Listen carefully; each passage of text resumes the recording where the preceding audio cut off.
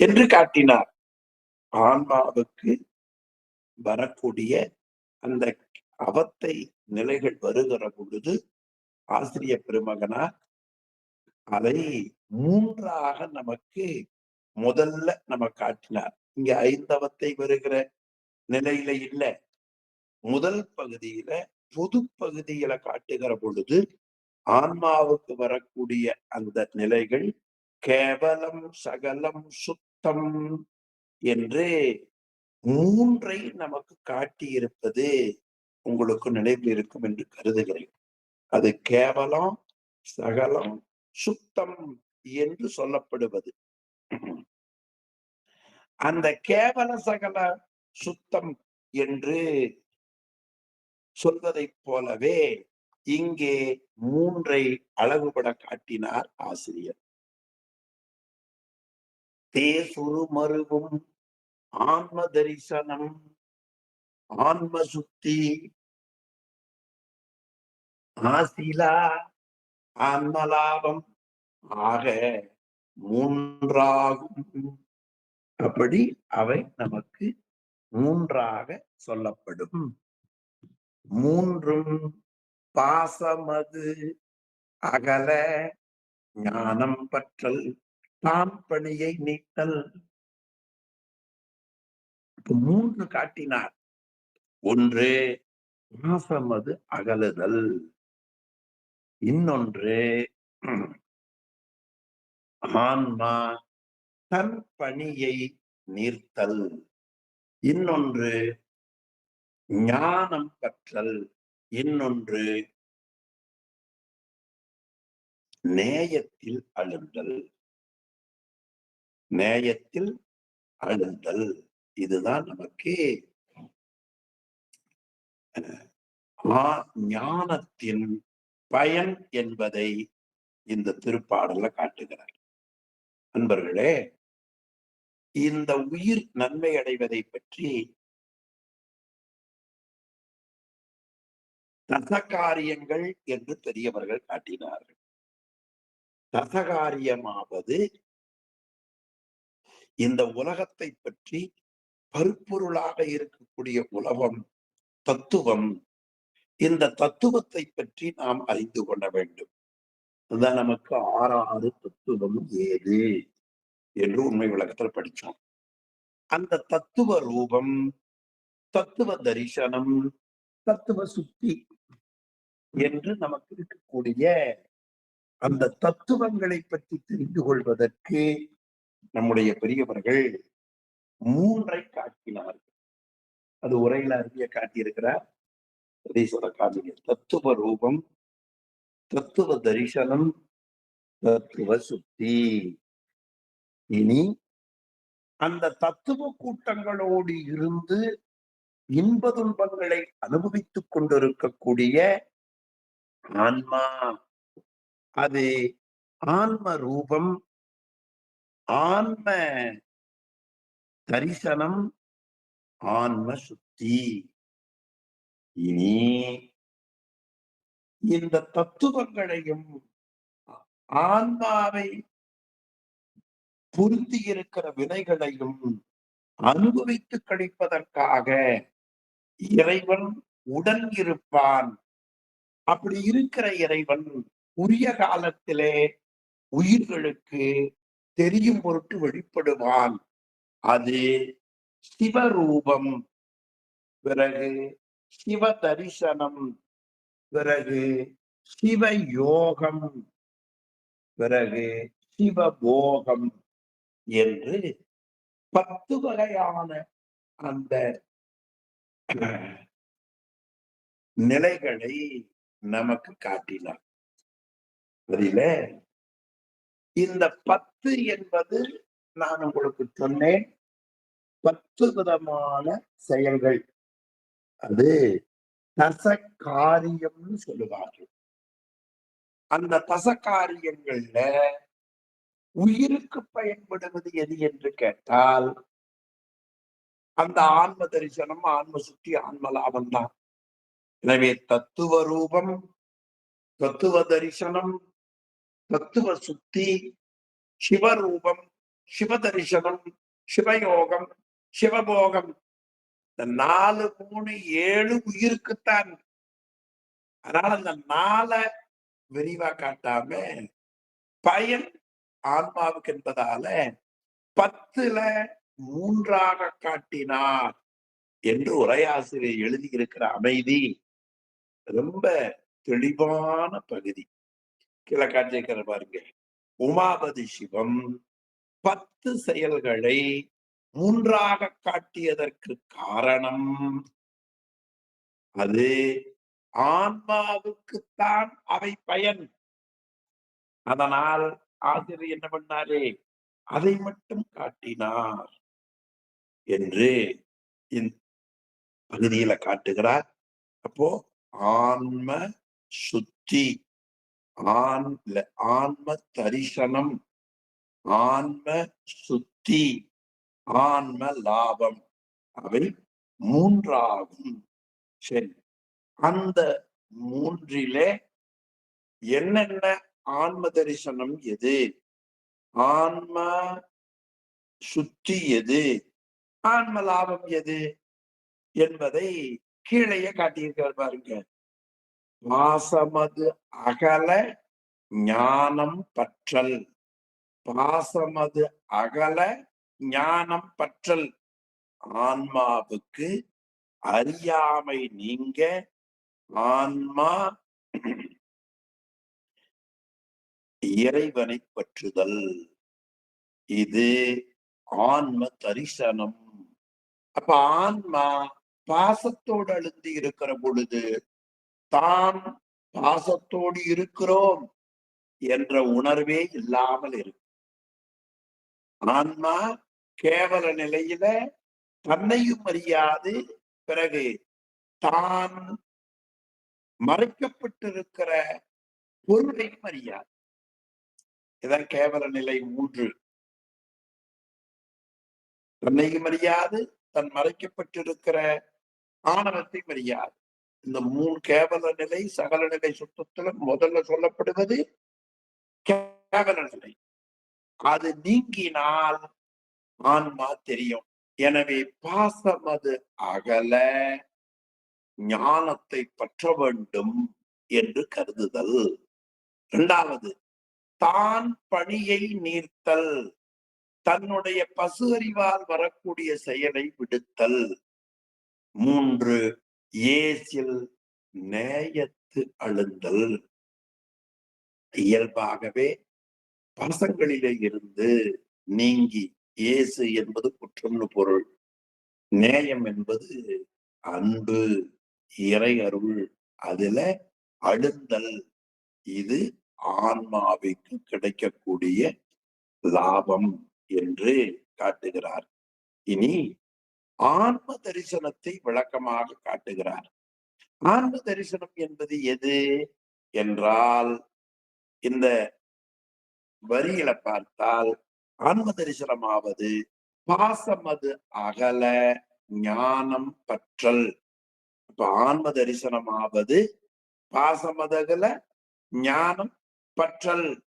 அந்த ஆன்ம தரிசனம், அந்த பகுதியை பற்றி இனி அடுத்த 72வது பாடலிலே மிக அருமையாக காட்டுகிறார்.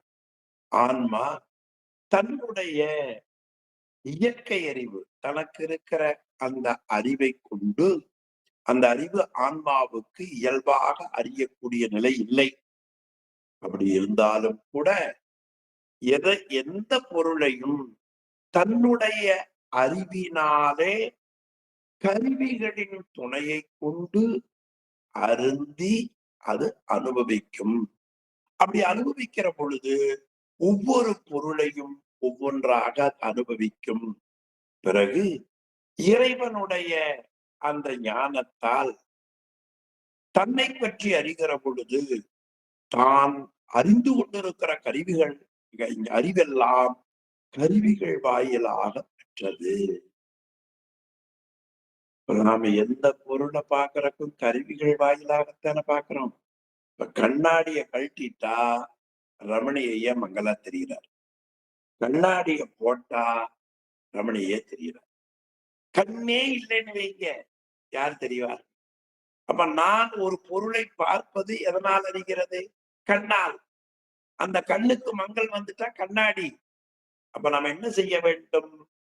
இந்த கண் பார்ப்பதற்கு உயிர் அறிவு கண்ணோடு சேர்ந்திருந்து பொருளை பார்க்கிறது. எனவே கண்ணால் இந்த பொருள் தெளிவு கிடைக்கிறது. அதை போல உயிருக்குள்ளே இருக்கிற இறைவன் உயிரை இயக்குவதால் உயிரின் அறிவு கண் வழியாக பொருளை பார்க்கிறது. அப்ப நமக்கு என்ன தெரிய வேண்டும் என்றால், நாம் காணக்கூடிய அறிவெல்லாம் கருவிகள் வாயிலாக நாம் பெறுகிறோம். சரி, அந்த கருவிகள் புறக்கருவிகள் தானே இயங்குமா? ஆன்மறிவால் இயங்குகின்றன. அந்த ஆன்மாவை இயக்குவது திருவருள். எனவே அது சிறிது சிறிதாக கருவிகள் வாயிலாக பெறக்கூடிய அறிவு திருவருள் என்று அந்த ஆன்மா அறியும். அப்படி அறிவதற்கு காரணம் திருவருள் என்று அறியும். அப்படி காண்கிற பொழுது ஆன்மா தன்னுடைய இயல்பையும் தான் சார்ந்திருக்கிற திருவருளையும் அறியும். இதுதான் ஆன்ம தரிசனம். மேல் பாடல்ல ஆன்ம தரிசனம், ஆன்ம சுத்தி, ஆன்ம லாபம் என்று மூன்றையும் காட்டினார். இப்ப ஆன்ம தரிசனம் என்கிற ஒரு தலைப்பை எடுத்துக்கொண்டு இந்த பாடல்ல காட்டுகிறார். இந்த பாடல் கருத்தை இப்ப நான் உங்களுக்கு நினைவூட்டினேன். பாடலுக்குள்ள இந்த சிந்தனையோடு போவோம். தன் அறிவதனால் ஏதும் தனக்கறிவு இல்லை ஏனும். தன்னறிவு ஆன்மாவுக்கு இருக்கிற அந்த அறிவால் ஏதும் தனக்கு அறிவு இல்லையேனும் தன் அறிவாக எல்லாம் தனித்தனி பயன் அறிந்தும். ஆக எல்லாவற்றையும் தன்னுடைய அறிவினால் அறிந்து அனுபவிக்கக்கூடிய உயிரானது கருவிகள் வாயிலாக கண் வழியா பார்க்கும், காது வழியா கேட்கும், தோல் வழியா உணரும், நாக்கு வழியா சுவைக்கும், மூக்கு வழியா முகரும், கால் வழியா நடக்கும் இல்லையா? இப்படி அந்த நுகர்வுகளை தனித்தனியாக நுகரும்.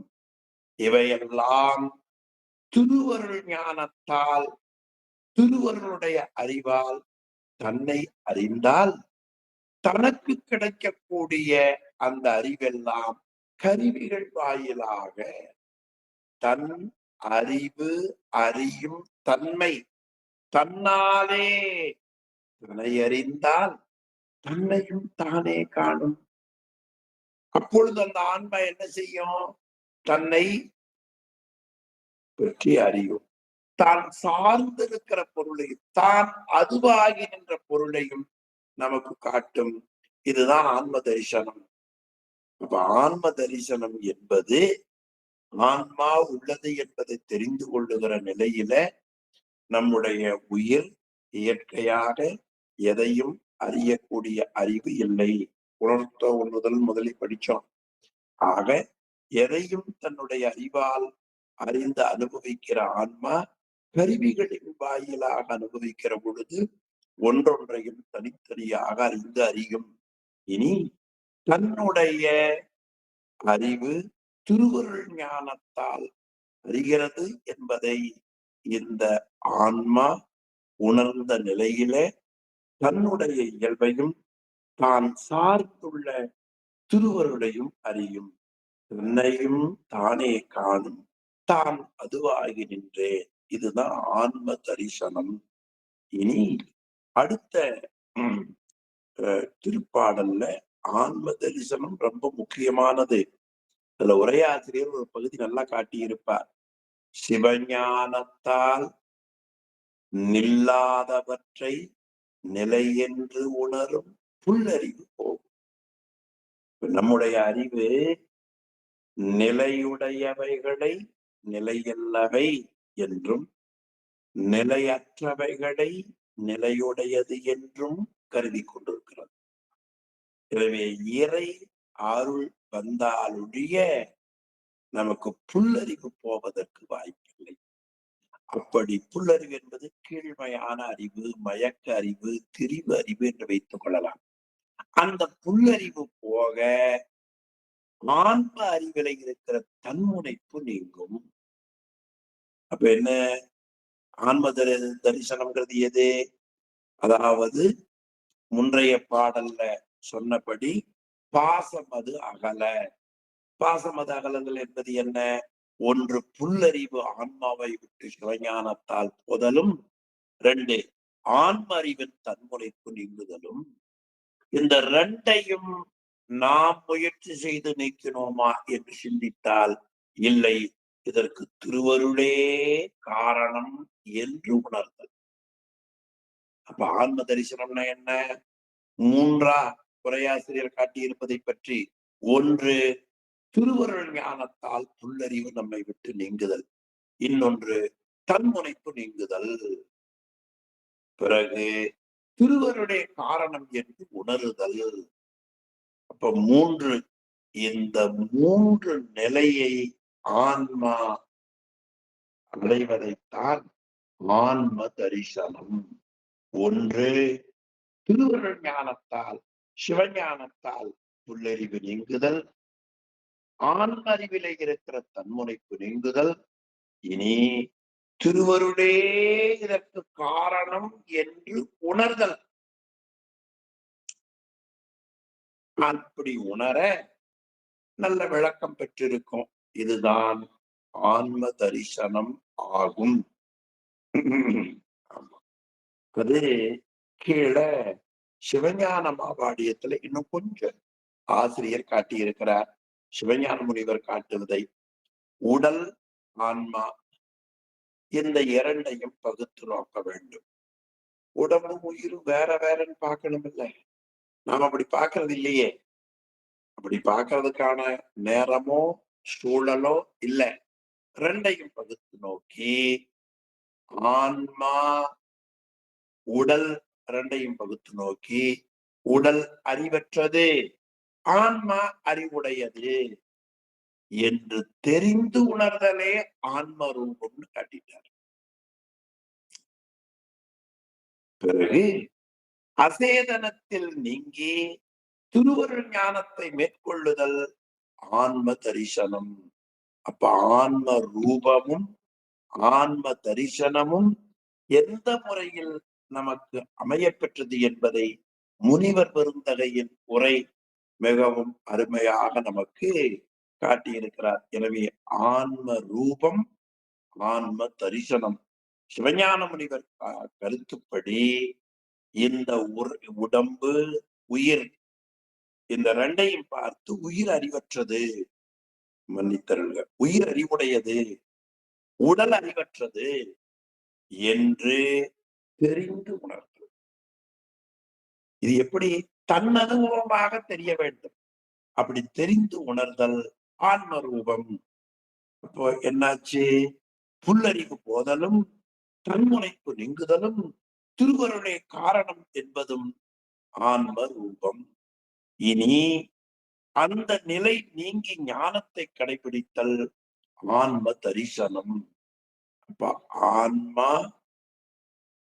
ரூபம் ஆன்ம தரிசனம் என்ற 2ஐயும் 72வது பாடல்ல முனிவர் பெருந்தகை, உரையாசிரியர், நூலாசிரியர் இந்த மூவரும் காட்டியிருப்பதால் நாம் நன்றாக உணர முடிகிறது. நல்ல பகுதி இந்த பகுதி. இனி ஆன்ம சுத்தி என்று அடுத்த பகுதியில காட்டுகிறார். இப்ப இந்த திருப்பாடல்ல என்னென்ன சொல்லப்பட்டன? ஆன்ம தரிசனம், ஆன்ம ரூபம், ஆன்ம தரிசனம். இந்த 2ஐயும் மிக அருமையாக நமக்கு காட்டியிருக்கிறார்கள் பெரியவர்கள். முதல்ல சுருக்கமா காட்டினார். ஆன்மாவுக்கு இருக்கக்கூடிய நிலையில ஆன்ம தரிசனம், ஆன்ம சுத்தி, ஆன்ம லாபம். அதுதான் ஆன்ம ரூபம், பிறகு ஆன்ம தரிசனம், ஆன்ம சுத்தி, ஆன்ம ரூபம், ஆன்ம சக்தி, ஆன்ம சுத்தி, ஆன்ம ரூபம், ஆன்ம தரிசனம், ஆன்ம சுத்தி, இந்த மூன்றையும் நம்ம காட்டி பாசமது அகல ஆன்ம தரிசனம், தன் செயலை விடுத்தல் ஆன்ம சுத்தி, சிவஞானத்தில் அழுந்துதல் ஆன்ம லாபம் என்று காட்டினார்.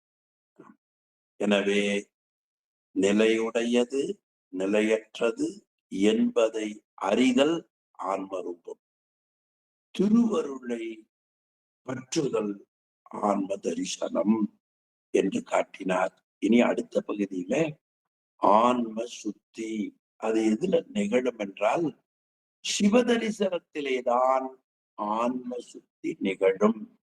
திருவருள் தரிசனம் வருகிற பொழுது ஆன்ம சுத்தி கிடைக்கும்.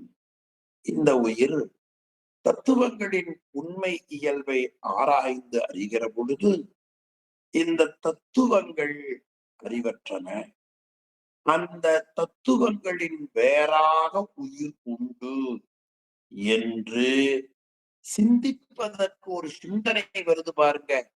அதுவே நமக்கு ஆன்ம, அதாவது சிவ தரிசனம், அது சிவஞானம். அதாவது இந்த உலகத்துல இருக்கக்கூடிய அந்த பொருள்கள் இவையற்றெல்லாம் ஆராய்ந்து அறிகிற பொழுது இந்த பொருளுக்கு, உலகத்திற்கு, உடம்புக்கு வேறாக ஆன்மா உண்டு என்று ஆராய எண்ணம் வருகிறத பாருங்கள், அதுவே சிவஞானம். அப்படி அந்த சிவஞானம் வந்தவுடனே ஆன்மா சுட்டி அறியக்கூடிய அந்த அறிவு நீங்கி அந்த ஆன்மா சிவஞான அறிவால நிற்கும். அப்பொழுது ஆன்மா சுத்தி அடையும். அப்பொழுது இயல்பாகவே மலமில்லாதவனாகிய அந்த இறைவன்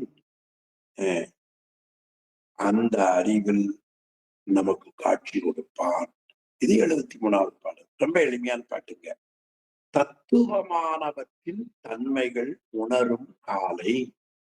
ஒரு காஃபியை கொடுத்தா இது ஸ்ட்ராங்கா இருக்கு, லைட்டா இருக்கு, சுகர் பிளஸ் அல்லது மைனஸ் என்று உணர்கிற தன்மை இப்ப நமக்கு இருக்கு. இதே மாதிரிதான் தத்துவமானவற்றின் தன்மைகள், நிலம்னா என்ன, நீர்னா என்ன, நெருப்புனா என்ன, காற்றுனா என்ன, ஆகாயம்னா என்ன, சூரியன்னா என்ன, சந்திரன்னா என்ன, எழுத்துனா என்ன, சொல்லுனா என்ன, சொற்றொடர்னா என்ன, இவைகளை எல்லாம் உணரும் காலை ரொம்ப ஆராய்ந்து அறிகிற பொழுது இப்ப தெரியல. ரமணின்னா என்ன, லட்சுமணையானா என்ன, மெய்யப்பனையானா என்ன, இது மாதிரி உணரும் காலை தத்துவமானவற்றின் எல்லாத்தையும் ஏற்றினார் பாருங்க. அவற்றின் தன்மைகள், அதனுடைய உண்மை இயல்புகளை உணரும் காலை ஆராய்ந்து அறிகிற பொழுது உய்த்து அறிந்திட உதிப்பது ஒளி வளர் ஞானம். இந்த உய்த்து அறிந்திட, அதையெல்லாம் ஆராய்ந்து அறிகிற பொழுது இந்த தத்துவங்களுக்கு வேறாய் அறிவற்ற பொருள் என்று ஆராய்கிற பொழுது ஆன்மா இந்த உலகப் பொருள் உடம்பை விட்டு இது வேறாய் உள்ளது, இவையெல்லாம் அறிவற்ற பொருள் என்று உய்த்து அறிந்திட உதிப்பது, அப்படி உனக்கு உள்ளே இருந்து அதை தெளிவுபடுத்துவது, ஆராய துணை செய்வது ஒளி வளர் ஞானம். எந்த இடத்துல கொண்டு வந்து காட்டுறாரு பாருங்க. அதுதான் உன்னுடைய அறிவை தெளிவுபடுத்துகிற ஞானம். அதற்கு சிவஞானம்னு பெயர். என்ன ஞானம் அது? ஒளி வளர் ஞானம். இது உண்மை ஞானம். அந்த ஒளிவளர் ஞானமாகும் அத்தன்மை அறியுமாறு அகன்றிட, அப்படி அறியக்கூடிய அந்த சுட்டி அறியக்கூடிய அறிவும் அகன்றிட, அத்தன்மை அறியுமாறு அகன்றிட அதுவாய் ஆன்மா சுத்தமாம். இத சுத்தின்னு பேரு. அப்பொழுது அந்த சுட்டி அறியக்கூடிய அந்த அறிவும் நீங்க அந்த சிவஞானம் வேறு தான் வேறு என்றில்லாமல் அதுவாய் நிற்கும் அது சுத்தமாம். இது ஆன்ம சுத்தி. ஆக அப்படி தானாய் நிற்கிற பொழுதுதான் ஆன்மா தூய்மை அடையும். அப்படி நிற்கிற பொழுது சுத்த ஞானத்து ஒரு முதல் தோன்றும். அப்பொழுது அந்த நின்மலமாய் இருக்கக்கூடிய, அதாவது நின்மலம் என்று சொன்னால் எந்த விதமான மலப்பற்றும் இல்லாமல் இயல்பாகவே பாசங்களிலே இருந்து நீங்கி இருக்கக்கூடிய அந்த ஞானத்திற்கு ஒரு முதல் தோன்றும். ஒரு என்பது ஒப்பற்ற முதல்வனாக இருக்கக்கூடிய இறைவன் அங்கே தோன்றுவான். அதுதான் ஆன்ம தரிசனம் என்ற முறையில் அமைய பெற்றிருக்கிறது. இந்த முறையில முதல் தோன்றும்னார். இனி அந்த முதல்வனும் அதை அருள் செய்யக்கூடிய சக்தியையும் பற்றி 74வது பாடல்ல காட்டினார். இப்ப நம்ம பார்த்து கொண்டிருக்கிற பகுதியில ஒரு பாடலுக்கு தொடர்புடையதா காட்டிக்கொண்டு சொல்லுகிறார் இல்லையா? நம்ம முதல்ல பார்த்தோம் பாருங்க. அதுல என்ன சொன்னார்? ஆன்மாவை பற்றி நமக்கு காட்டினார். அது ஆன்ம தரிசனம், ஆன்ம சுத்தி, ஆன்ம லாபம்னு காட்டினார். பாசமத அகல ஆன்மையா பற்றல், தன்பணியை நீத்தல், நேயத்து அழுத்தல். இனி ஆன்ம ரூபமும் ஆன்ம தரிசனமும் என்ன என்பதை அடுத்த பாடல்ல காட்டினார். அதுக்கு அடுத்துல ஆன்ம சுத்தியை காட்டிட்டார். சரி, இப்ப இந்த ஆன்மா தூய்மைப்படுத்துவதற்கு திருவருள் என்று உணர்தலும், அந்த திருவருளாக இருப்பது இறைவனாகிய முதல்வன், அந்த ரெண்டையும் பற்றி உள்ள காட்டுகிறார். பாருங்க, வெளியிலிருந்து உலகத்தை காட்டினார், பிறகு உடம்ப காட்டினார், உடம்புக்குள்ள உயிரை காட்டினார், உடம்பும் உலகமும் வேறுன்னு தெரிஞ்சுக்கினார். இனி இந்த உயிர், இந்த உடம்பு உலகம் வேறு என்று சொல்வது உள்ளே இருக்கக்கூடிய திருவருள் ஞானம்னார். அந்த திரு அருளுக்கு காரணமாக இருப்பது முதல்வன். எனவே முதல்வனையும் நமக்கு முறையாக அருள் புரிகின்ற சக்தியையும் 74வது பாடலிலே அழகுபட காட்டுகிறார். இந்த உயிருக்கு இருக்கக்கூடிய அந்த ஆன்ம சுத்தியான பொழுது இருக்கக்கூடிய அந்த ஞானம் நல்ல ஞானம், அந்த உண்மை ஞானம். அந்த ஞானம் முதல்வனாகிய ஒருவன் உண்டு. அந்த ஞானத்துக்கு உள்ளே இருப்பது முதல்வன் என்ற ஒன்று உண்டு. ஆமா, ஏனென்று கேட்டால் அந்த உயிர் சுத்தி அடைப்பதற்கு காரணமாக இருக்கிற ஞானத்தை அருள் என்று சொல்லுவார்கள். முதல்வன் வேறு, அருள் வேறு. அந்த முதல்வனும் அருளும் பிரிப்பின்றி நிற்பார்கள்.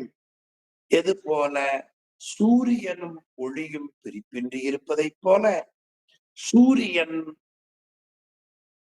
முதல்வன், அதன் ஒளி அருள் என்பதை 74வது பாடல் ரொம்ப அருமையான பாட்டுங்க. பல பேருக்கு குழப்பம்.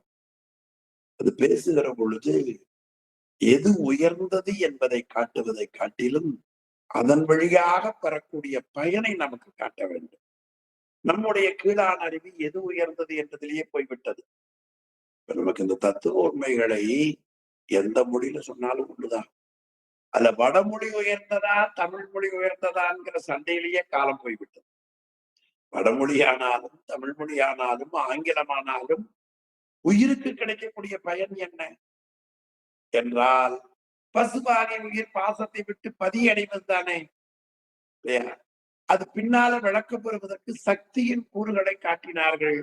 பிறகு சக்தி வேறு, சிவம் வேறு என்றெல்லாம் அந்த புரிதலிலே தகராறு இருக்கிறது. அதெல்லாம் ரொம்ப தெளிவா காட்டினார். உன்னுடைய உயிர், இந்த உலகம், இந்த உடம்பு, இந்த ரெண்டும் அசேதனம். உயிர் சேதனம். என்று அறிவதே ஆன்ம ரூபம்னார் சிவஞான முனிவர். இதற்கு நான் பார்த்தோம். அசேதனம் சேதனம் என்று அறிவதே என்னது?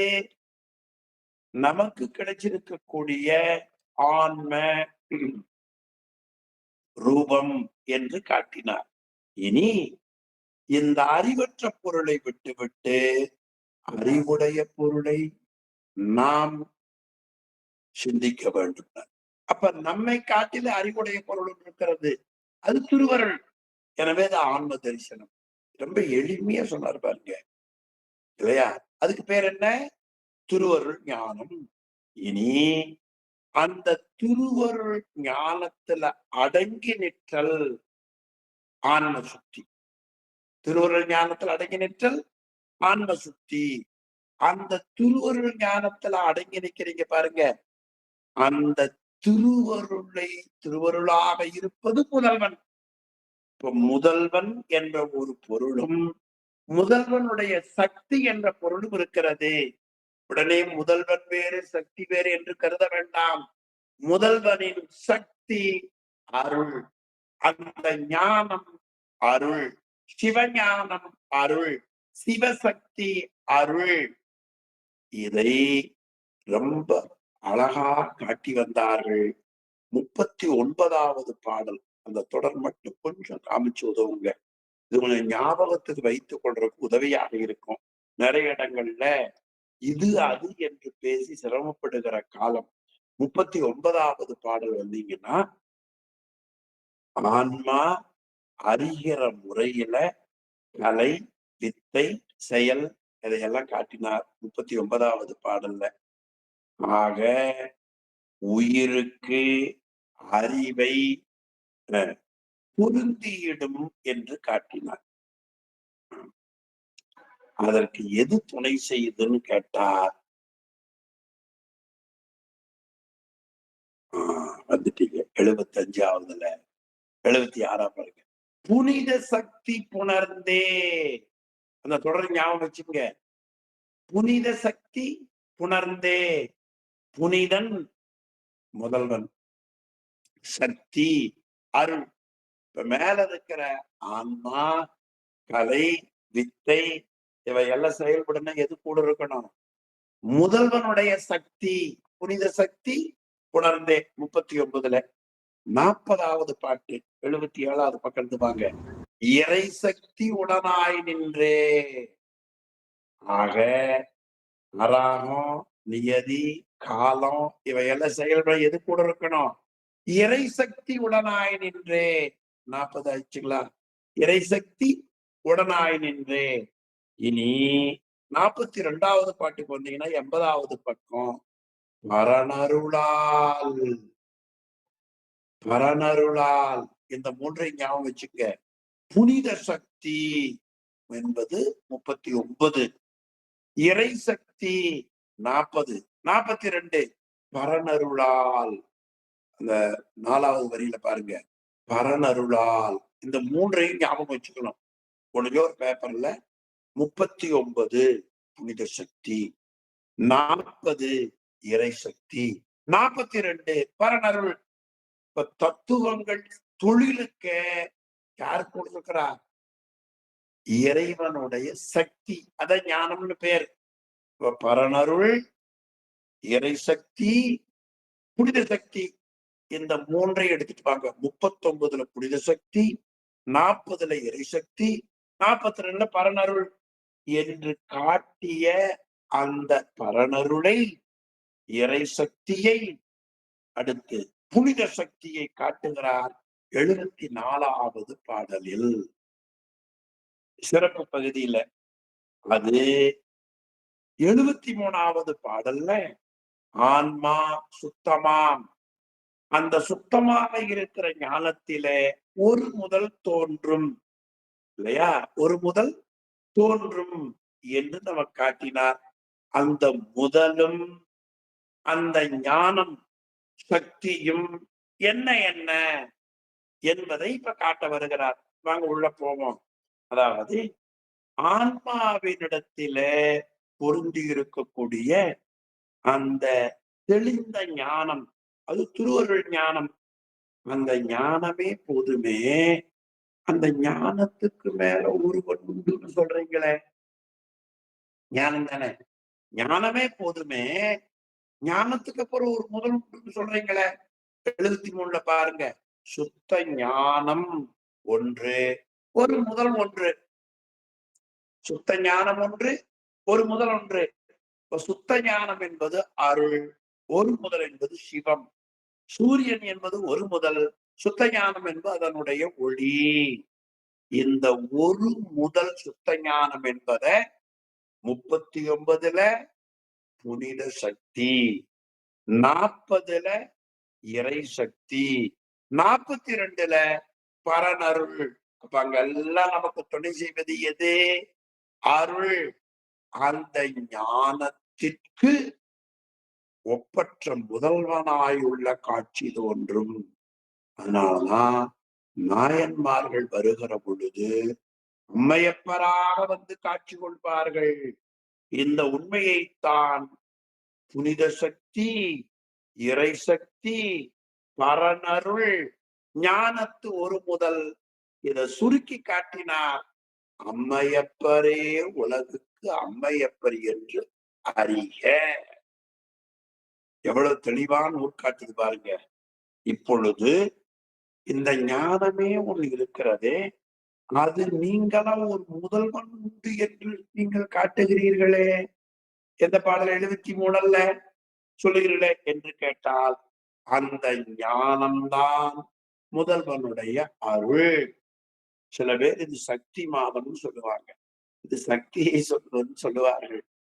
எல்லாம் சிவத்தின் வெளிப்பாடுதான் முழுவதும். சிவத்தின் வெளிப்பாடுதான் முழுவதும். அந்த ஞானமே முதல்வனுடைய அருள். சரி, அந்த அருள் என்பது நிறைந்த ஒளி. அந்த ஒளி முதலாகிய சூரியனை விட்டு நீங்காது. சைவஸ்தானம் படித்தவர்கள் சிவம் வேறு, சக்தி வேறு என்று எப்பொழுதும் கருத முடியாது. சிவத்தின் சக்தி தான் செய்கிறது. சோ சிவத்தினுடைய சக்தி என்றதால பிரிக்க முடியாது. எனவே அந்த ரெண்டையும் பிரிக்க முடியாது. அது எது போல என்று உரையாசிரியர் காட்டினார்கள். ஒரு பொருளுக்கு இருக்கிற நிலை அது குணி என்று பெயர். அதனுடைய தன்மை குணம் என்று பெயர். குணம் குணின்னு ஒரு பொருள். தாமரை இருக்கிறது, அது நல்ல மலரா இருக்கும். அந்த மலர்ல சிவப்பு இருந்தால் செந்தாமரை, வெண்மை இருந்தால் வெண்டாமரை. இந்த சிவப்பு அந்த தாமரையை பொருந்தி இருக்கிற குணம், வெண்மை தாமரை பொருந்தி இருக்கிற குணம். இப்ப குணம் குணி ரெண்டையும் பிரிக்க முடியாது. அதை போல சூரியனையும் ஒளியையும் பிரிக்க முடியாது. அதை போல அவனும் அவன் அருள் சக்தி ஆகும். அது ரொம்ப தலைப்புல உரையாசிரியர் போட்டால் பாருங்க. முதல்வனும் அருள் சக்தியின் போடல, முறை அருள் சக்தியும். ரொம்ப நுட்பமான இடம். அது என்ன முறை அருள்? அதை திரோதான சக்தியாய் இருந்து பல கோடி ஜென்மங்கள்ல பக்குவப்படுத்தி உரிய காலம் வருகிற பொழுது அந்த திரோதான சக்தி அருள் சக்தியாக மாற, அந்த அருள் சக்தி அறிவின் மூலமா முதல்வனை நீ அறியலாம். இது அந்த பாடல் கருத்து. பாட்டுக்கு போயிருவோம். உரை தரும் உணர்வும் அன்றி அதன் முதல் உள்ளதென்று இங்கு அறிவது என் உரை தரும் உணர்வு. நல்ல சொல்லு. அதாவது ஆன்மாங்கிற சொல்ல வருவிச்சுங்க. இந்த உயிரிடத்துல உரைனா பொருந்தி இருக்கக்கூடிய உணர்வும், உணர்வு என்பது அருள். அந்த அருள் எங்க பார்த்தோம்? மேல சுத்த ஞானம்னு பார்த்தோம். அந்த அருள் அன்றி, அந்த அருள் இல்லாம அதன் முதல், அந்த அருளுக்கு ஒரு முதல்வன் இருக்கிறதே, அது உள்ளது என்று என்ன சுவாமி சொன்னீங்க?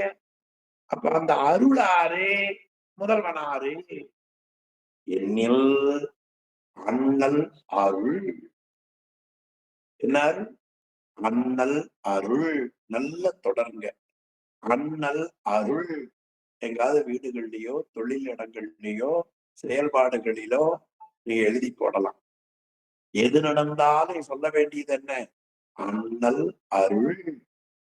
இதைத்தான் அப்படியே உங்களிய கலையநாயனாருடைய மனைவி கூறியதாக ஷேக்கிழார்.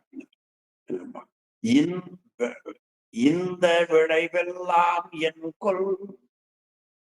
3 4 5 நாளா சாப்பாட்டுக்கே இல்லையே, வறுமை இருந்ததே, இப்ப எங்க பார்த்தாலும் பொற்குவியலாய் இருக்கிறதே, பொன்பையில் குவையும் நெல்லும் பொருளில் பல் வளனும் நிறைந்து கிடக்கிறதே, என்ன காரணம்? வில்லொத்த நுதலாய் இந்த விளைவெல்லாம் என் கொள். அல்லார் கண்டத்து எம்மான் அருள் தர வந்தது. அல்லார் கண்டத்து எம்மான் முதல்வன், அருள் சக்தி, இதான் முதல்வனும் முறை அருளும் அண்ணல் அருள். அதுவே என்று, எனவே அந்த முதல்வனுடைய அருள் என்று சொல்லப்படும் நிறை ஒளி முதலது அன்றி நின்றிடா. சொல்ல பிரிச்சுங்க. நிறை ஒளி முதலதன்றி நின்றிடா. ஒரு ஒளி எதுல இருந்து வரும்? அந்த ஒளியை தருபவனிடத்திலே இருந்து வரும். நிறை ஒளி, அந்த ஒளிக்கு முதல் இருக்கிறதே. முதல் எது? சூரியன். சூரியன்ல இருந்து வருவது என்ன? ஒளி. இந்த ஒளி சூரியன் இல்லாமல் நிற்குமா? நிறை ஒளி முதல் அன்றி நின்றிடா. அல்ல போல நிமலனாகும் இறையவன் முதல். இறைவனுக்கு என்ன அளவு போட்டிருப்பாருங்க? நிமலன். இறையவன் யாரு?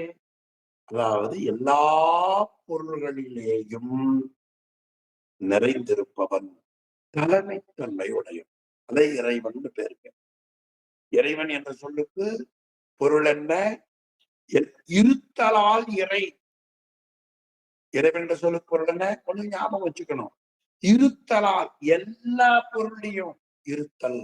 அது மட்டுமல்ல, தலைமைத்தன்மை உடையது என்று உரையாசிரியர் அந்த நூல்ல படிச்சதை நாம ஞாபகம் வச்சிருக்கோம். இதுல திருவருட்பயன்ல நீங்க முன்னால பாத்தீங்கன்னா 13 நிலையில இறை என்பது காட்டுகிறது. அநேகமா என் நினைவு சரியா இருக்குமானால், பல்லார் உணரும் பான்மையென மேலொருவன் இல்லாதான் எங்கள் இறை, அந்த பகுதியிலோ முன்ன பின்ன பாருங்க தெரியும். இறைவன் இருத்தலால் இறைவன் தலைமைத்தன்மையுடையவன். அந்த இறையவன் நிமலனாகும். அவன் இயல்பாகவே மலக்கலப்பில்லாதவன். அந்த இறையவன் தான் முதல். அவன் தன் அந்த முதல்வனுடைய இளங்கருள்,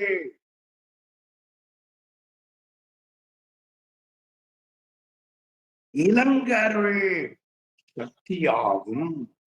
அந்த இயல்பாகவே பாசங்களிலே இருந்து நீங்கிய நின்மலன் முதல்வன் ஆவான்.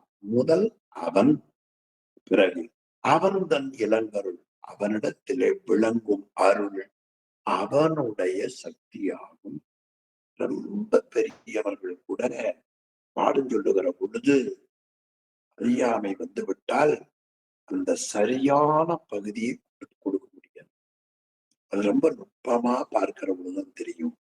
அதில் அகப்படாத பெரியவர்கள் இருப்பார்களே. ஆனால் நமக்கு தோத்திர ஆசிரியர்களும் சாஸ்திர ஆசிரியர்களும் தான். உரை எழுதிய பெரியவர்கள்ல ரொம்ப திருவருளை படிந்திருப்பவர்கள்ல அதற்கு வேறுபாடு வராது. ஏனையோர் ஓரோர் கால் அந்த உரையில கொஞ்சம் சிரமப்பட்டு இருக்கிற இடத்தையும் நாம் அறிய முடியும். இப்ப இந்த பாடல் ரொம்ப தெளிவான பாட்டு.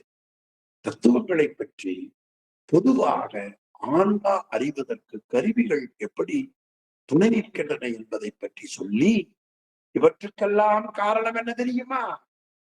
புனித சக்தி 39, இறை சக்தி 40, 42 பரனருள். அந்த பரனருளை, இறை சக்தியை, புனித சக்தியை இங்க எடுத்துட்டு வந்து சுத்த ஞானத்து ஒரு முதல்.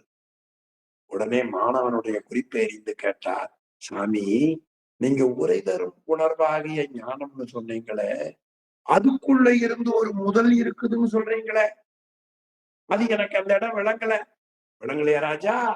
அதுதான் அண்ணல் அருள். இதை பற்றி எங்க சொல்லி இருக்கிறேன்? புனித சக்தி, இறை சக்தி, புலனருள். அந்த அருள் முதல் பாடல்ல ஓங்கொழி, இரண்டாவது பாடல்ல சிவகாமி என்று காட்டியிருக்கிறார். அந்த அருள் என்னும் அந்த அதுவே என்று நிறை ஒளி முதலது அன்று நின்றிடா.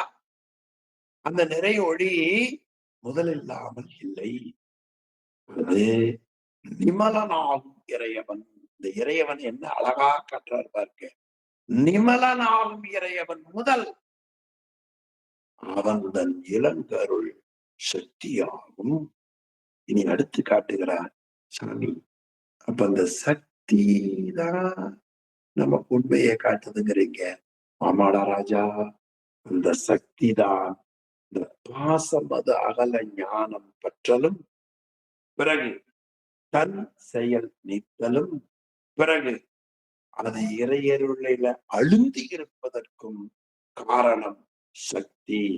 எனவே உன் ஆன்மாவாகிய உயிருக்கு இருக்கக்கூடிய மல சம்பந்தங்கள் மீண்டும் உயிரை வந்து தாக்காமல் அதை வாட்டி முதல்வனிடத்திலே கொண்டு போய் சேர்ப்பதற்கு துணையாக இருப்பது அவன் அருள். அவன் அருள் என்பதை 75வது பாடல்ல ரொம்ப அருமையா காட்டுகிறார். நல்ல சொல் பாருங்க. சுத்தமாம் சக்தி. இறைவனுக்கு என்ன சொன்னார்? நிமலனாகும் இறைவன். அதே நிலைதான் சுத்தமாம் சக்தி. இப்ப ஆன்மா எப்ப சுத்தம் பெறும்? 73ல காட்டினார் பாருங்க. அத்தன்மை அறியுமாறு அகற்றிட அதுவாய் ஆன்மா சுத்தமாம். அப்ப சுத்தமாகிய சக்தி சேருகிற பொழுது ஆன்மா சுத்தமாம். சுத்தமாகிய சக்தி சேருகிற பொழுது ஆன்மா சுத்தமாம். இப்ப கையில அழுக்கு இருக்கு, அழுக்கு தண்ணீர் கலந்த மறுபடியும் அழுக்கு தானே, தூய நீர்ல கலந்த மறுபடியும் தூய தானே. அந்த தூய தன்மை எங்கிருந்து வந்ததுன்னா புனிதமாக இருக்கிற புனித சக்தி, அடுத்து எங்கும் இருக்கிற இறை சக்தி, மேலானது பரனருள். அந்த பரனருள் தான் சுத்தமாம் சக்தி. நல்ல தொடர்ங்க. சுத்தமாம் சக்தி, தூய்மையான அந்த சக்தி ஞான சுடராகும், பேரொழியாகும். அந்த ஒளி என்பதை எங்க காட்டினார்? முந்தைய பாடல்ல நிறை ஒளி. அந்த நிறை ஒளிதான் ஞான சுடர். அந்த நிறை ஒளிதான் 73ல காட்டின ஒளி வளர் ஞானம். அந்த ஒளி வளர்தான் ஞான சுடராகும். அது பேரொழியாக இருக்கும். சிவம் ஒளிந்தே அச்சக்திதான் என்றான். உடனே இங்க சிவம் பெருசா சக்தி பெருசான்னு தயவு செய்து எண்ணக்கூடாது. நமக்கு அதுதான் பெரிய பிரச்சனை. நான் சில நாள் எண்ணுவது உண்டு, வடமொழி உயர்ந்தது, தமிழ் மொழி உயர்ந்தது என்ற தன்மையை விட்டு இறைவன் உயர்ந்தவன் எல்லாரும் நினைச்சு சரியா போச்சுங்க. அந்த இறைவனை காட்டிய ஆசிரிய பெருமக்கள் உயர்ந்தவர்கள், அதை பற்றி இருக்கிற ஆன்மாக்கள் உயர்ந்தது. சிவம் ஒழிந்து அச்சக்தி தான் என்றான். அந்த சக்தி சிவத்தை ஒழிந்து தான் ஒரு முதலாக நிற்க மாட்டாது. அப்போ முதல் எதே? சிவம். அதனுடைய சக்தி ஒளி. எனவே சிவம் ஒளிந்து அச்சக்தி தான் என்றான். இனி இந்த சக்தியினுடைய செயல்பாடுகள் என்ன என்றால், மேல இப்ப நாம ஞானத்தின் பயன் தொடங்கணுமா இல்லையா? அப்பொழுது என்ன சொன்னோம்? பாசம் அது அகலன்னு சொன்ன பாருங்க. அந்த பாசம் நமக்கு தகுதி இல்லாத மலங்கள், முன்னை தகவிலா மலங்கள் வாட்டி. என்ன வேலை பாருங்க. வாட்டினா நெருப்புல அந்த பொருளை நீங்க வச்சீங்கன்னா அதெல்லாம் அவிழ்ந்து போகும். பிறகு அது முளைக்காது. நெல் இருக்கிறது அப்படியே போட்டா முளைக்கும். அந்த நெல்ல நீர் தண்ணிக்குள்ள போட்டு வேக வச்சிட்டீங்கன்னா நெல்லு முளைக்கவே முளைக்காது. அதனால சொன்னார், மலங்களை வாட்டி அது என்ன செய்யும்? மலங்களை வாட்டும். எனவே மலங்கள் தான் ஆண்மறிவை மறித்துக் கொண்டிருக்கின்றன. அந்த மலங்களை வாட்டி என்று காட்டினான். அச்சிவம் ஒழிந்து அச்சக்திதான் என்றாம். பாட்ட கவனிங்க. முன்னை தகவிலா மலங்கள் வாட்டி அத்தனை அருளும். எது போலன்னா எங்கும் அடைந்திடும் இருள் அகற்றி வைத்திடும் ரவி காட்டும் வளரொளி போல் மகிழ்ந்தே. மிக உயர்ந்த பாட்டு இந்த பாட்டு. ஆமா. ஆக எது போலன்னா எங்கும் அடைந்திடும் இருள் அகற்றி. ஆமா. எல்லா பக்கம் நிறைந்திருப்பது எது? இருள். அந்த இருளை போக்கவல்ல ஆற்றல் எதற்குண்டு? சூரியனுக்கு உண்டு. எனவே எங்கும் நிறைந்திருக்கக்கூடிய சூரியனுடைய ஒளிக்குண்டு, மன்னிக்கவும், எங்கும் நிறைந்திருக்கக்கூடிய இருளை நீக்கி ஞாயிற்றை காட்டும் அதன் ஒளியை போல. அதனால் எங்கும் அடைந்திடும் இருளகற்றி வைத்து ரவி காட்டும் வளரொளி. ரவின சூரியனுங்க. வளரொளி அதனுடைய ஒளி.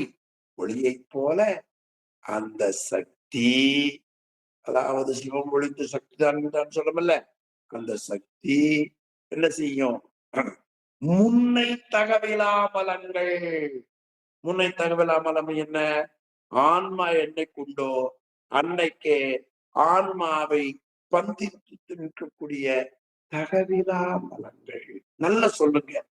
நமக்கு பயனில்லாத மலம், தாழ்ந்த மலம், அறிவை அறிவை விளங்க முடியாமல் தடுக்கிற மலம், நம்முடைய தெளிவை இன்மைக்கு காரணமான மலம். அந்த மலம் என்ன மலம்? தகவிலா மலங்கள். ஒண்ணு இல்லைங்க. ஒரு சட்டம் போட்டிருப்போம், ஒரு அணிகள் இருந்திருப்போம். இந்த போட்டோக்கார போட்டோ எடுக்கிற பொழுது கொஞ்சம் காலரை மேல தூக்குங்க, சொல்ற கொஞ்சம் மேல, அப்படிதான் பிறப்பு காட்டுற மாதிரி கொஞ்சம் மேல, கொஞ்சம் ஸ்மைல் பிளீஸ். இதெல்லாம் என்னங்கிறீங்க? அந்த படம் நல்லா வர்றதுக்கு இல்லையா? அதுக்கு என்னென்ன இருக்குது? கொஞ்சம் சோல்ஜர் கீழே இறங்கி இருக்கு, ரைட் சோல்ஜர் கொஞ்சம் மேல தூக்குங்க. இப்ப கொஞ்சம் என்ன பாருங்க, இந்த ஸ்மெல் அடிச்சு ஒரு அடி. அது மாதிரி எவையெல்லாம் போட்டோ தகவில்லை? சோல்ஜர் கீழே இருக்கிறது, முன் இருக்கிறது, அல்லது கொஞ்சம் தலை அப்படி சரி பண்றது, லட்சுமணியா பிரச்சனையே இல்லை. ஒன்றும் சரி பண்ண வேண்டாம். தெளிவா இருக்கிறார் பாருங்க.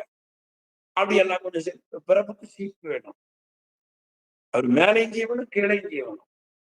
நமக்கு அந்த பிரச்சனையே இல்லை பாருங்க. சும்மா மகிழ்வுக்காக சொன்னா தவறா கருத வேண்டாம். அப்படி எல்லாம் ஒழுங்குபடு. அதான் தகவிலாமலம். ஒரு உயிருக்கு தகுதி இல்லாதவை எவை? இந்த ஆணவமலம், அறியாமை. அதை வாட்டி போட்டாக்கார நம்ம உடம்பு ஒழுங்குபடுத்துறது போல அத்தனை அருளும். சொல்லு பாருங்க. அப்புறம் கொஞ்சம் தடுமாறலாம். சாமி இது கொஞ்சம் விளங்கல. இந்த வாப்பா. எங்கும் அடைந்திடும் இருள். அது தெரியுமா?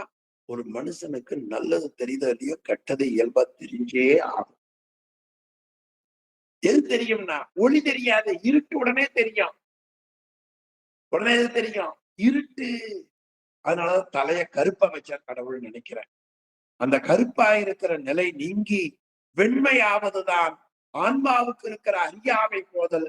எனவே கருப்பா பிறக்கிறோம்.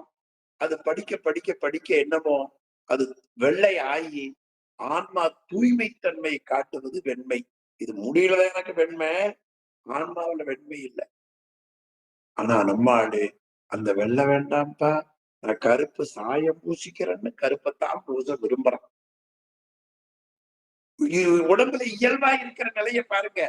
எனவே இருள் அகற்றி வைத்திடும் ரவி. ரவி இல்ல, ரவி காட்டும் வளரொளி. அதை போல் மகிழ்ந்தே சக்தி என்ன செய்யும்? உயிருக்கு இருக்கிற அறியாமையாகிய ஆணவ இருளை நீக்கி பெருமானுடைய திருவடியிலே சேர உதவி பண்ணுவது சிவத்தின் சக்தி. 75வது பாட்டு ரொம்ப உயர்ந்த பாட்டு. அருமையா அதை ஒரு முறை படிச்சிருவோம் பாருங்க. சுத்தமாம் சக்தி ஞானச் சுடராகும் சிவமொழிந்து அச்சத்திதான் என்றான் உன்னை தகவிலா மலங்கள் வாட்டி அத்தனை அருளும். இந்த தகவிலா மலங்களை பற்றி எங்க படிச்சிருக்கிறோம்? கொஞ்சம் நினைவு வருமே. ஆனால் 20வது பாட்டுல மலம் காட்டினார், அதன் பிறகு மும்மலம் காட்டினார், பிறகு மலங்கள் 5 என்று காட்டினார். ஆமா, 20வது பாடல்ல நீங்க பாத்தீங்கன்னா மலம் என்று நமக்கு பொதுவா காட்டினார். பாச இலக்கணம், ஆணவம், திரோதாய் என்று 44வது திருப்பாடல்ல அந்த மலம் 2 என்பதை நமக்கு அருமையா நமக்கு காட்டினார். இனி மலங்கள் 3 என்பதை அருமையா நமக்கு ஒரு பாடல்ல காட்டினார். 25வது பாடல்ல மும்மலம்னார். 32வது பாடல்ல மலங்கள் 5 என்று காட்டி இருப்பதை பாருங்கள். அப்ப அந்த தகுதிலா மலங்கள் என்பது எந்தெந்த பாடல்ல அமைய பெற்றிருக்கிறது என்று நாம் எண்ணுவோமேயானால், அதாவது தகவிலா மலங்கள் 20வது பாடல்ல காட்டினார்.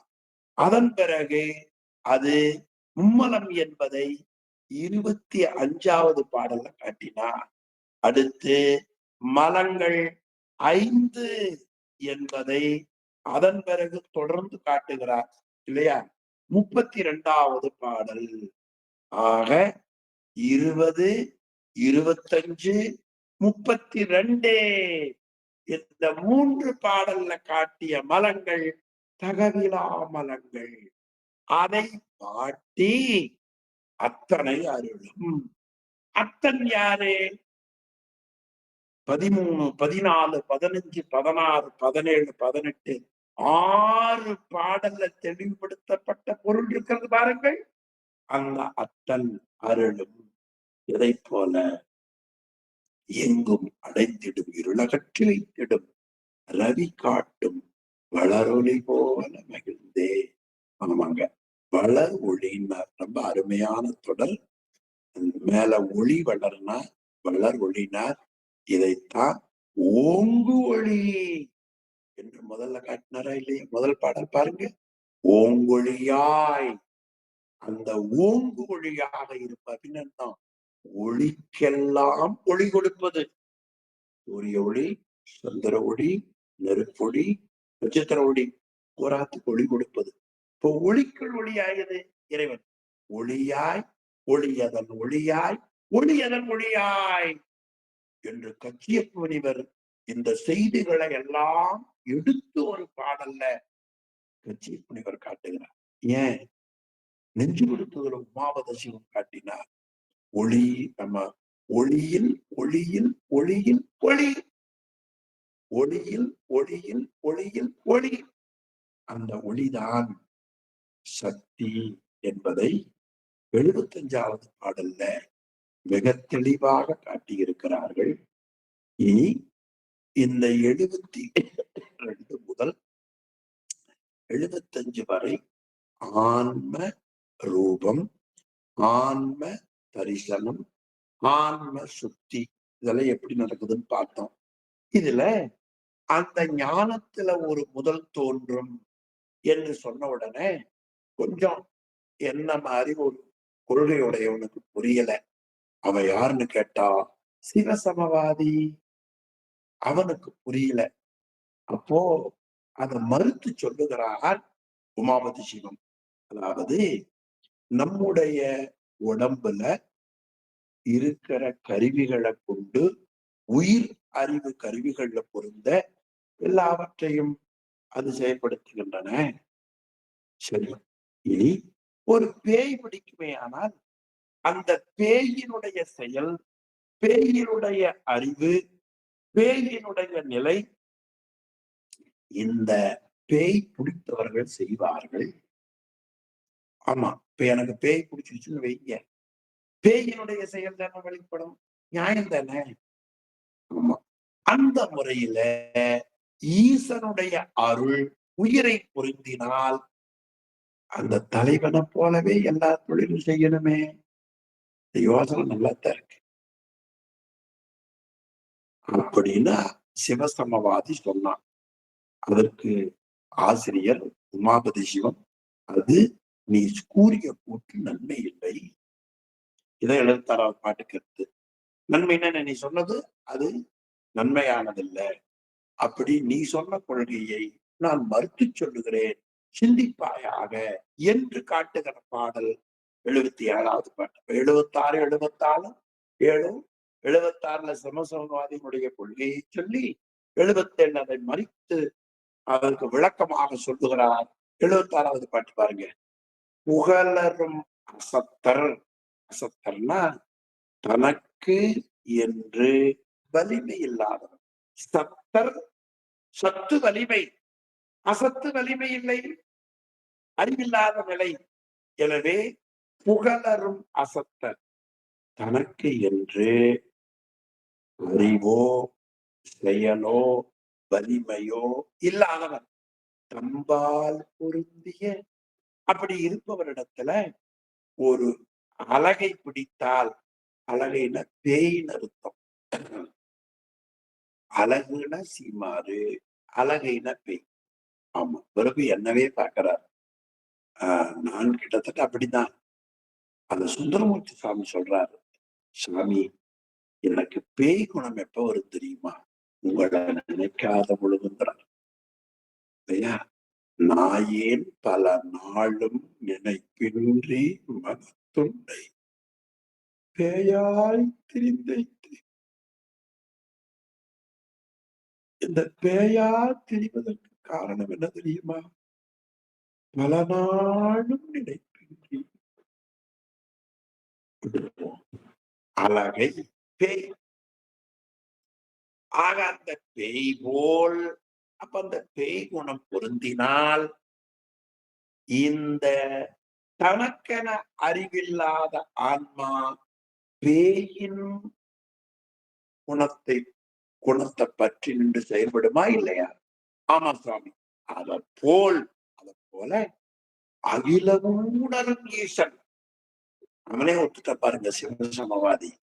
அதனாலதான் இறைவன் பேர். அகிலமும் உணரும் ஈசன். ஆக எல்லாவற்றையும் ஒரு சேர உணரக்கூடிய ஈசன்.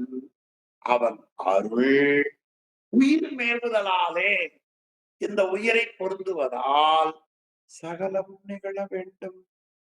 அப்பொழுது சிவனுக்குரிய அனைத்து தன்மைகளும் ஆன்மாவில் நிகழ வேண்டும். என்னென்ன? தலைவன் ஐந்தொழிலும் தானே, முதல்வனுக்குரிய ஐந்தொழிலையும் ஆன்மா இறைவனைப் போல செய்ய வேண்டும் தானே. ஈகல் அற இயற்றல் வேண்டும். அவன் எந்த விதமான மாற்றமும் இல்லாமல் அந்த ஆன்மா செய்ய வேண்டும் என்று அவன் கூறினான். இதுதான் உமாபதி சிவன் சிவசமவாதி சொல்வது சொல்லுகிறார் என்றது என்று சிவசமவாதி கூறியது. சிவசமவாதி என்ன சொன்னா என்றால், தனக்கென வலிமை இல்லாத அந்த ஆன்மா பேயை பிடித்தால் பேயின் குணம் செயல்படுவதை போல ஈசனுடைய அருள் உயிரை பொருந்தினால் இறைவனைப் போல ஐந்தொழிலும் செய்ய வேண்டுமே, இறைவனைப் போல எல்லாவற்றையும் அறியக்கூடிய தன்மை வேண்டுமே என்று கூறினான் என்றது நன்றி என்று. நன்றின்னு அர்த்தம்? நன்மைன்னு அர்த்தம். நன்று நன்மை பொருளுங்க. நன்று நன்மை. பழைய காலத்துல சொன்னாங்க சுருக்கமா, டேய் உனக்கு எது தெரியுமாடா நல்லது? நல்லாரை காண்பதும் நன்றேன்னா. நல்லா கற்றல் கேட்டல் சிந்தித்தல் உடையவர்கள் நல்லா. அது சிவஞான போத நூல்ல கல்லார் நிழல்மலை வெல்லார் அவருடைய பொல்லார் இணைமல நல்லா. இந்த நல்லவர்கள் எவ்வளவு பாருங்க. எனவே நன்றியின்றே அது நன்மை இல்லாத செயலாகும். எதுக்கே? உயிராகிய நமக்கு. எனவே அவன் கருத்தில நன்மை வராது. சரி, அவர்களுக்கு பொருந்துமாறு மறுப்பு சொல்றார் பாருங்க. ஏன்பா, ஒரு பேய் பிடித்தவனுக்கு அந்த பேயினுடைய குணம் வருவதை போல நீ சொன்ன, ஒருத்தனுக்கு கண்ணு தெரியல, ஒருத்தனுக்கு பேச்சு இல்ல, ஒருத்தனுக்கு கால் முடவா இருக்கிறான். அவனுக்கு பேய் பிடிச்சா கண்ணு தெரியுமா? ஊமையாக்குற வாய் பேசுவானா? கால் இல்லாதவன் நடப்பானா? இல்லப்பா. எனவே அது எப்படி தோன்றும் கேட்டா, ஆன்மாவிடத்தில இருப்பதை விளங்கி தோன்றும். அதே போலத்தான் இந்த உயிருக்கு இருக்கக்கூடிய இச்சை ஞானம் கிரியைகள் விளங்கி தோன்றுமே தவிர ஆன்மா ஐந்தொழில் செய்யாது. 77வது பாட்டு பாருங்க. இன்று நோக்கு. நோக்கு முன்னால போட்டுக்குங்க. எல்லாரும் பாடலை நோக்குங்க. நோக்கு எல்லா நோக்கு யாருக்கு இருக்கு? இறைவனுக்குத்தான். நோக்கரிய நுண்ணுணர்வே திருவாசகம். திரு ஐயாற்று பதிகம். நோக்கரிய ஓசையுடையலாம் அடுத்து திருப்பாடல். எனவே நோக்கு கண்ணால பாருங்க. நோக்குவதால் நோக்கு. நோக்கு இன்றி கண் பார்வையின்றி, உரையின்றி பேச்சின்றி, நடக்கும் இயல்பு இனோக்கு. நோக்கின்றி, உரையின்றி, நடக்கும் இயல்பு இலோக்கு இணைய வாய்த்தது. அப்படி இருக்கிற அவனுக்கே நின்றதோர் அழகை சேர்ந்தால் நிகழ்வதென்ன? அவன் காண்பானா? அவன் பேசுவானா? அவன் நடப்பானா? ஆக மாட்டான். அதாவது பேய் பிடிக்கப்பட்டவனுக்கு அது உண்டாகமாகாது. அது போல் அதை போல உள்ளத்து ஒன்றிய உணர்வு தம்பால் உள்ளது நிகழ்த்தும். உள்ளம் என்பது ஆன்மா. முதல்ல வருகிற உள்ள ஆன்மா. உள்ளத்து ஆன்மாவிடத்துல பொருந்தி இருக்கிற அந்த ஒன்றிய உணர்வு அந்த ஆன்மாவில போய் அந்த அருள் பொருந்தது பாருங்க. அந்த பொருந்திய அருளும் தம்பால் உள்ளது நிகழ்த்தும். ஆன்மாவிடத்துல உள்ளதை விளங்க செய்யும். அதுபோல் உள்ளத்து ஆன்மாவிடத்துல ஒன்றிய உணர்வு அருள் தம்பால் உள்ளது நிகழ்த்தும். எனவே உள்ளதை விளங்க செய்யும். ஈசன் தன் தொழில் நடாத்தும் மேனி இறைவன் தனக்கென ஒரு வடிவத்தை எடுத்துக்கொண்டு ஐந்தொழில்களை செய்து அருள்வான். தன் தொழில் நடாத்தும் மேனி தனக்கென கொண்டுதானே. எனவே அவன் நினைந்த நேரத்தில் நினைந்த முடிவை தனக்கென எடுப்பான். இப்படி தனக்கென அவன் வடிவம் எடுப்பான் என்பதை முதலிலேயே அநேகமாக 14வது பாடல் என்று கருதுகிறேன். நின்மலன் நினைத்த உருவை எடுப்பான் என்று காட்டுகிறார். 15வது பாடல் பாருங்க. நின்மலன் நிமலன் நினைந்த உரு நிறுத்திடுவன். நினைந்த உரு தனக்கென கொண்டு தன் தொழில் நடத்துவார். பாடல் 15ல அந்த உருவை பற்றி அருமையாக நமக்கு காட்டுகிறார். எனவே இறைவன் என்ன செய்வான்? அந்த ஐந்தொழில் செய்கிற பொழுது ஒரு திருவுருவை தானே எடுத்துக்கொண்டு அவன் செய்வான் என்பதை 15வது பாடல்ல நிமலன் அவன் தானே நினைந்த உரு நிறுத்திடுவன். ஐந்தொழில் செய்கிற பொழுது அவன் யார் யாருக்கு எந்தெந்த நிலையில வடிவம் எடுக்கணுமோ அப்படி செய்வான். அந்த கருத்தை தான் தன் தொழில் நடாத்தும் மேனி தனக்கென கொண்டுதானே என்று 77வது பாடலிலே 15வது பாடலுடைய கருத்தை மீண்டும் காட்டுகிறார். இது ஏன் நினைவேட்டுகிறேன்னா, பின்னால 100வது பாடல்ல பார்க்க போறோம். முன் பின் மலைவு ஒழித்து ஒரு கருத்தை சொல்ல வருகிற பொழுது, முன்னால சொல்லியதற்கு இப்ப சொல்வதற்கு வேறுபாடு இருக்கக்கூடாது. இப்ப சொல்லுவதற்கு பின்னால சொல்வதற்கு வேறுபாடு இருக்கக்கூடாது. இப்படி இந்த பதிபசு பாச உண்மைகளை முன்பின் மலைவு நீங்க நான் கூறினேன் காட்டுகிறார் 100வது பாடல். அங்கே பார்ப்போம். எனவே ஈசன் தன் தொழில் நடாத்து மேனி தனக்கென கொண்டுதானே என்று இந்த திருப்பாடல் ரொம்ப அருமையா காட்டுகிறார். இனி ஆன்ம சுத்தியின் பயன் என்பதை பற்றி அடுத்த பாடல்ல காட்டுகிறார். அதை அடுத்த வகுப்பில் சிந்திப்போம். திருவருள் என்ன தோன்றியதோ அதை நான் உங்களுக்கு நினைவூட்டினேன். இவையெல்லாம் உங்களாலும் குருவருளாலும் நூலாசிரியராலும் எளியனுக்கு கிடைக்கப்பெற்ற மிகப்பெரிய பேரு. இதை கருணையோடு வழங்கிய நூலாசிரியர், உரையாசிரியர் உங்களுடைய திருவடிகளை எல்லாம் உள்ளபடியே சென்னிமியல் கொண்டு மனமொழிமைகளாலை வணங்கி இன்றைய வகுப்பை இந்த அளவிலே நிறைவு செய்வோம். சிவாய நம. திருச்சிற்றம்பலம். உதவமூர்த்தியா நிறைவு செய்தார்கள். திருச்சிற்றம்பலம். வாழ்க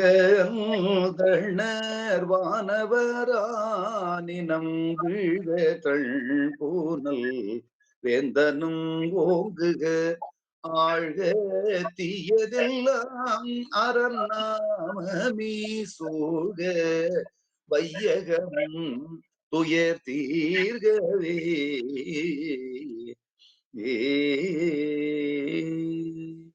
திருச்சிற்றம்பலம். தென்னாடுடைய சிவனே போற்றி, எந்நாட்டவர்க்கும் இறைவா போற்றி, ஏகம்பத்துரையந்தாய் போற்றி, பாகம் பெண்ணுரு ஆனாய் போற்றி, காவாய் கனகத்திரளே போற்றி, கையிலை மலையானே போற்றி போற்றி. திருச்சிற்றம்பலம். சிவாய நமக. திருவடிகள்.